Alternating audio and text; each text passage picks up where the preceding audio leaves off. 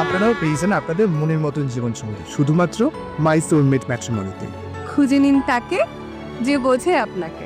আপনারাও আপনাদের পছন্দের জীবনসঙ্গী খুঁজে নিতে অবশ্যই লগ ইন করুন mysoulmate.co.in অথবা প্লে স্টোর থেকে ডাউনলোড করুন মাই সোলমেট ম্যাট্রিমনি অ্যাপ। খুঁজে নিন তাকে যে বোঝে আপনাকে। নমস্কার, সর্ববিষয় জ্যোতিষ অনুষ্ঠানে আপনাদের সবাইকে অনেক অনেক স্বাগত জানাচ্ছি এবং অবশ্যই এই মাই সোলমেট আপনাদের একেবারেই মানে কি বলবো, প্রথম মাই সোলমেট আপনাদের সামনে চলে আসা, যেখানে ডিভোর্স বা এই যে ডাইভোর্স কেসেস বাড়ছে সেখানে একটা জেহাদ ঘোষণা বলতে পারি, এবং তার থেকে উৎপত্তি কিন্তু মাই সোলমেটের। আজকে কিন্তু সেই পথ চলা চলছে এবং মানুষ ভালোবাসছেন, এবং অবশ্যই আজকে এই সর্ববিষয় জ্যোতিষ অনুষ্ঠান মানেই সব বিষয় নিয়ে থাকে অনুষ্ঠান, যেখানে জ্যোতিষশাস্ত্রই রয়েছে। আমাদের সঙ্গে কৌশিকজি কাশ্যপ, স্বাগত দাদাকে আমাদের অনুষ্ঠানে আসার জন্য।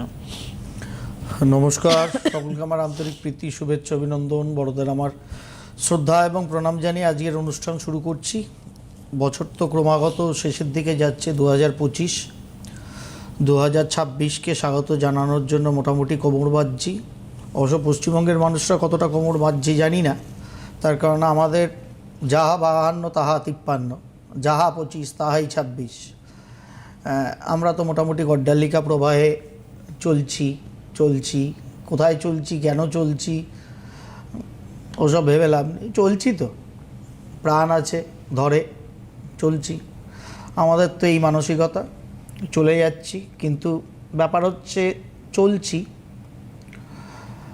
কিন্তু গ্রহ নক্ষত্র তো গ্রহ নক্ষত্রের কাজই করবে। 2025-এ তারা যেরকম কাজ করেছে 2026 আসবে।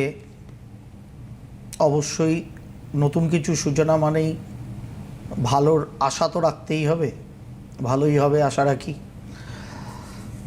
সেই নিয়ে তো ডিটেল অবশ্যই আলাপ আলোচনা হবে, কিন্তু আগেই তো বলেছি আমি 2026 কীরকম হবে।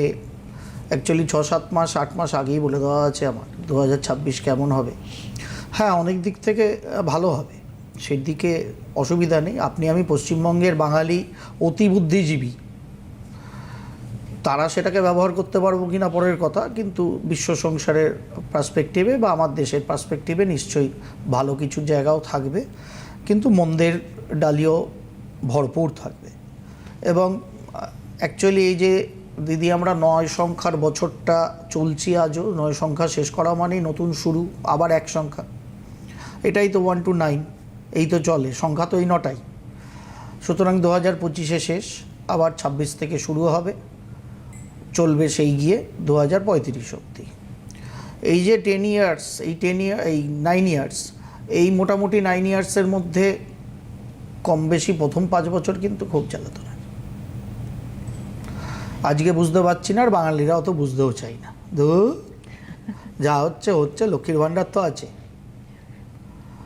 অতএব আমরা চেয়ে চিনতে জীবনটা চালিয়ে নেব। কারণ কবি বাংলা ভাষায় লিখে গেছে, আমার সন্তান যেন থাকে দুধে ভাতে।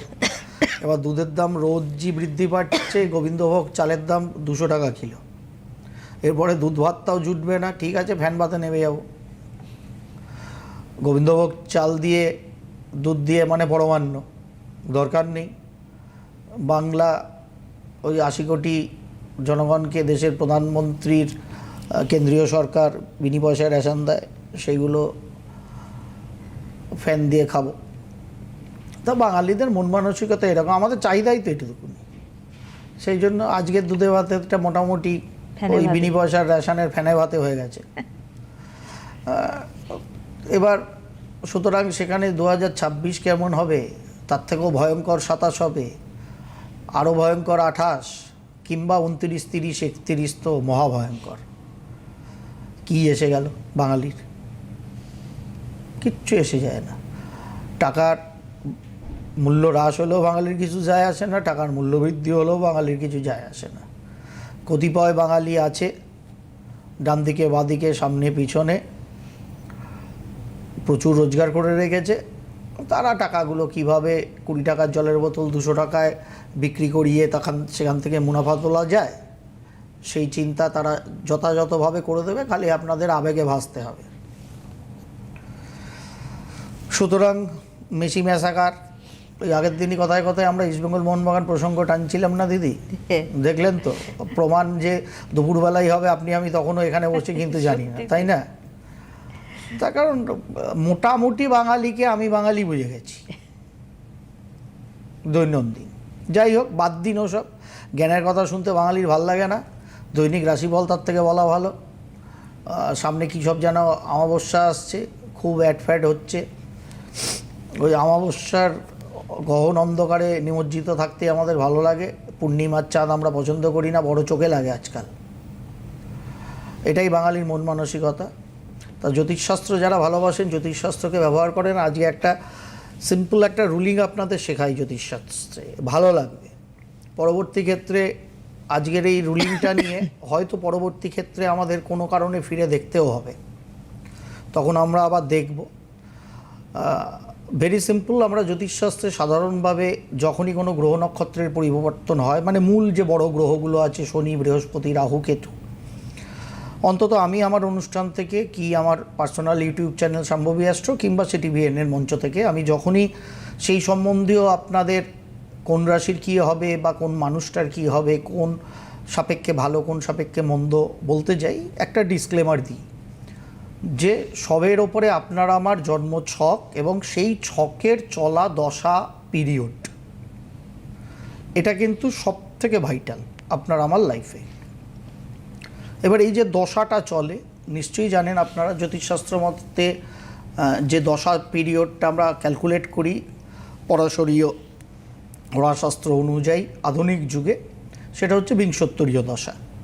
সেই বিংশোত্তরীয় দশা কিভাবে আসে? আপনার আমার রাশির যে নক্ষত্র, সেই নক্ষত্র যে গ্রহটির আন্ডারে, সেই গ্রহের দশা দিয়ে আপনার আমার জীবনকাল শুরু হয় জন্মের পর থেকে। সেই অনুযায়ী যতদিন আমরা বাঁচব বা বাঁচি, মোটামুটি পরপর গ্রহ ক্রমান্বয়ে আপনাকে আমাকে জীবনে প্রভাব বিস্তার করে। মানে যেরকম আমি বলি, যে দশা সে হচ্ছে সেন্ট্রাল গভর্নমেন্ট, যে অন্তর্দশা সে হচ্ছে স্টেট গভর্নমেন্ট, যে প্রত্যন্তর দশা সে হচ্ছে আপনার আমার লোকাল মিউনিসিপ্যাল বা কর্পোরেশন এরিয়ায় থাকলে সেটা, বা যদি পঞ্চায়েত এরিয়ায় থাকেন তাহলে জেলা পরিষদ। তার পরবর্তী ক্ষেত্রে হচ্ছে ওই চেয়ারম্যান ইন কাউন্সিল, পঞ্চায়েত কিংবা এতে গেলে কর্পোরেশনের এরিয়ায় গেলে, আর যদি পঞ্চায়েত এরিয়ায় থাকেন তাহলে তারপর পঞ্চায়েত সমিতি, আর সবার শেষে আপনার আমার পাড়ার কাউন্সিলর আর পঞ্চায়েত এরিয়ার পঞ্চায়েত সদস্য। এই ক্রমান্বয়ে 5টা দশা চলে, মানে মহাদশা সেন্ট্রাল গভর্নমেন্ট, অন্তর্দশা রাজ্য সরকার, প্রত্যন্তর দশা আপনার আমার লোকাল বডির যে মূল জেলা পরিষদ বা মিউনিসিপ্যাল কর্পোরেশন, মানে চেয়ারম্যান বা যে দল সেটা চালাচ্ছে তারা। তার পরবর্তী ক্ষেত্রে পঞ্চায়েত সমিতি, এখানে একটা বড় কাউন্সিলর আছে কর্পোরেশন এরিয়া, আর আমাদের মিউনিসিপ্যাল এরিয়ায় আছে চেয়ারম্যান ইন কাউন্সিল। তার পরবর্তী ক্ষেত্রে আপনার আমার পাড়ার পঞ্চায়েত সদস্য, মানে প্রাণদশা আর সূক্ষ্মদশা। পঞ্চায়েত সদস্য আর কাউন্সিলর, পাড়ার কাউন্সিলর হচ্ছে সূক্ষ্মদশা। এই ক্রমান্বয়ে কিন্তু আপনার আমার জীবন চলে। দেখুন গণতান্ত্রিক ব্যবস্থাতেও তাই চলে। সুতরাং গণতন্ত্র সেই মহর্ষি পরাশর প্রদর্শন করে গেছেন জ্যোতিষশাস্ত্রের মাধ্যমে কবে থেকে, তাই না বলুন? সুতরাং এই যে দশাটা, মূল যে দশা, মানে সেন্ট্রাল গভর্নমেন্ট, যার দ্বারা আমার যে কোনো গণতান্ত্রিক দেশ, শুধু আমার দেশ না, যা গণতন্ত্র আছে আমাদের পৃথিবীতে, সেন্ট্রাল গভর্নমেন্ট যা রুলস রেগুলেশন ঠিক করবে, যে দিশায় দেশ এগোবে ভাববে, অটোমেটিক্যালি দেশ এগোবে, মানে প্রত্যেকটি রাজ্যই তো এগোবে, রাজ্য সমন্বিত হয়েই তো দেশ। সুতরাং সবার জন্য, সেই দেশের অধিবাসী এবং প্রত্যেকটা রাজ্যের জন্য ওই নিয়ম কিন্তু লাগু হয়। আমার আপনার জন্মছকেও যে মূল গ্রহটা যে দশা পিরিয়ডে থাকে, সে কিন্তু মূল কন্ট্রোলার, সে সেন্ট্রাল গভর্নমেন্টের। জন্মছকে ভালো মন্দ দশা তো থাকবেই, যেরকম আপনার আমার পছন্দের দল অনেক সময় সেন্ট্রাল গভর্নমেন্টে থাকে, অনেক সময় থাকে না, রাজ্যে থাকে না, সেরকমই দশা ভালো অন্তর্দশা খারাপ, মানে রাজ্য সরকার আপনার আমার মনের মতো না, দশা খারাপ কিন্তু অন্তর্দশা ভালো, মানে সেন্ট্রাল গভর্নমেন্ট মনের মতো না কিন্তু রাজ্য সরকার মনের মতো। এই যে টুইস্টটা থাকে আপনার আমার ব্যক্তি জীবনে, সামাজিক জীবনে, ঠিক দশা অন্তর্দশাও তাই হয়। কিন্তু মূল যে কারকতা দেয় সে হচ্ছে সেন্ট্রাল গভর্নমেন্ট। দশায় মহাদশা, যার মহাদশা চলছে। একটা ট্রিক আছে জ্যোতিষশাস্ত্র যারা ভালোবাসেন তাদের জন্য বলছি। আপনার জন্ম ছক অনুযায়ী ধরুন আগামী কাল থেকে একটা গ্রহের দশা শুরু হবে। যে গ্রহটির দশা শুরু হবে সেই গ্রহটি আপনার লগ্ন চার্ট সাপেক্ষে হয়তো শুভ গ্রহ, মানে আপনার লগ্ন চার্টের সাপেক্ষে সে মিত্র গ্রহ।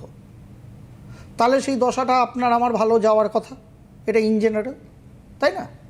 এখানে একটা ট্রিক আছে। সাধারণভাবে এটা বলা হয় যে যখন কোনো দশা শুরু হয়, মানে যে দিন থেকে শুরু হচ্ছে সেই দিন ওই যে গ্রহের দশাটা শুরু হচ্ছে ওই গ্রহটা যদি আপনার লগ্ন সাপেক্ষে ষষ্ঠ, অষ্টম বা দ্বাদশে থাকে, অথবা কেন্দ্র বা কোণে আছে কিন্তু কোনো নেগেটিভ গ্রহের দ্বারা দৃষ্ট হয়ে বসে থাকে, তাহলে আগামীকাল থেকে যে গ্রহটির মহাদশা আপনার জীবনে শুরু হবে হয়তো সেই গ্রহটি আপনার জন্ম ছক অনুযায়ী, মানে আপনার লগ্ন চার্ট অনুযায়ী লগ্নের সাপেক্ষে ফেভারেবল প্ল্যানেট। সে লগ্নাধিপতি বা পঞ্চমাধিপতি বা কেন্দ্রকোণের মালিক, সে আপনার লগ্ন যে অধিপতি গ্রহ তার মিত্র গ্রহ। সুতরাং মহাদশাটা আপনার আমার জন্য ইন জেনারেল ভালো যাওয়ার কথা। কিন্তু শাস্ত্র বলছে যেদিন থেকে ওই দশাটা চালু হবে সেই দিন ওই বিশেষ গ্রহটি যার দশা শুরু হবে সেই গ্রহটি যদি আপনার লগ্ন চার্ট সাপেক্ষে আকাশে যে কোনো জায়গায় আছে, সেই গ্রহটি তো বর্তমানে, সেইটা আপনার লগ্নের সাপেক্ষে যদি ষষ্ঠ, অষ্টম বা দ্বাদশ স্থানে থাকে তাহলে কিন্তু আপনার মিত্র গ্রহের দশা শুরু হলেও সে কিন্তু যথেষ্ট সুফল প্রদান করবে না। অথবা সেই গ্রহটি কেন্দ্র বা কোণে আছে কিন্তু সেই স্থানটি তার শত্রু স্থান, এবং যেরকম ধরে নিন এখন বৃহস্পতিদেব মিথুন রাশিতে আছে। ইন জেনারেল আমরা কি জানি, মিথুন রাশির ঘরটি বুধের ঘর, এবং বৃহস্পতিদেব যেহেতু মিথুন রাশির ঘরে আছে, বায়ুতত্ত্ব প্রধান, বৃহস্পতি আকাশ তত্ত্ব প্রধান, তত্ত্ব অনুযায়ী কাছাকাছি, কিন্তু বুধের ঘর যেহেতু ওটি, বৃহস্পতিদেব কিন্তু খুব একটা শান্তিতে নেই। তার কারণ ভয়ঙ্কর শত্রুতা বুধ বৃহস্পতির নেই, কিন্তু শত্রুতা আছে, খুব একটা মিত্রতা নেই। তাহলে বৃহস্পতিদেব বর্তমানে যে মিথুন রাশির গৃহগত হয়ে বসে আছেন, তার মানে সেটা কিন্তু শত্রু রাশিগত বৃহস্পতিদেবের অবস্থান। বোঝা গেছে আশা করি বিষয়টা? সুতরাং আপনার যে গ্রহের দশা শুরু হতে চলেছে সেই গ্রহটি হয়তো কেন্দ্র বা কোণে আছে আপনার লগ্ন সাপেক্ষে, কিন্তু সেটা কোনো শত্রুর ঘরে সেই গ্রহটি বসে আছে, এবং সেই গ্রহটির ওপর যত নেগেটিভ প্ল্যানেট আমরা যারা জ্যোতিষশাস্ত্র মতে যাদের নেগেটিভ ভাবি, যেরকম শনি, মঙ্গল, রাহু, কেতু, একদম পুরো ম্যালেফিক, ইন জেনারেল ম্যালেফিক, এবং তার সঙ্গে রবিও ক্রুর প্ল্যানেট।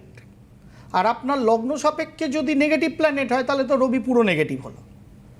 এবার কোনো কারণে বৃহস্পতি, ধরুন যেহেতু বৃহস্পতি দিয়ে উদাহরণটা দিচ্ছি, বৃহস্পতি বর্তমানে মিথুন রাশির ঘরে, বৃহস্পতির দশা আপনার আগামীকাল থেকে শুরু হবে।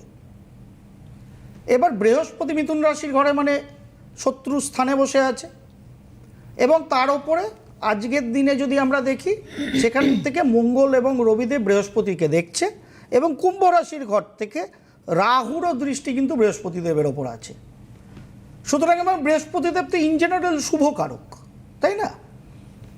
ধরুন আপনার লগ্ন সাপেক্ষ বৃহস্পতিদেব গুড প্ল্যানেট, কিন্তু সে বসে আছে শত্রুক্ষেত্রে, তাকে দৃষ্টি দিচ্ছে যারা, তারা কিন্তু ক্রুর প্ল্যানেট অথবা নেগেটিভ প্ল্যানেট। তাহলে বৃহস্পতিদেব আপনার লগ্নের সাপেক্ষে ফেভারেবল প্ল্যানেট হয়েও তার টোটাল দশা পিরিয়ডে যতটা ভালো করার আলটিমেট ততটা কিন্তু ভালো করবে না। এরকমই হয় অনেক সময়, ফেভারেবল গ্রহের হয়তো দশা চলছে আমরা দেখি, কিন্তু সত্যি সত্যি জাতক জাতিকা অতটা ফেভারেবল রেজাল্ট পাচ্ছে না।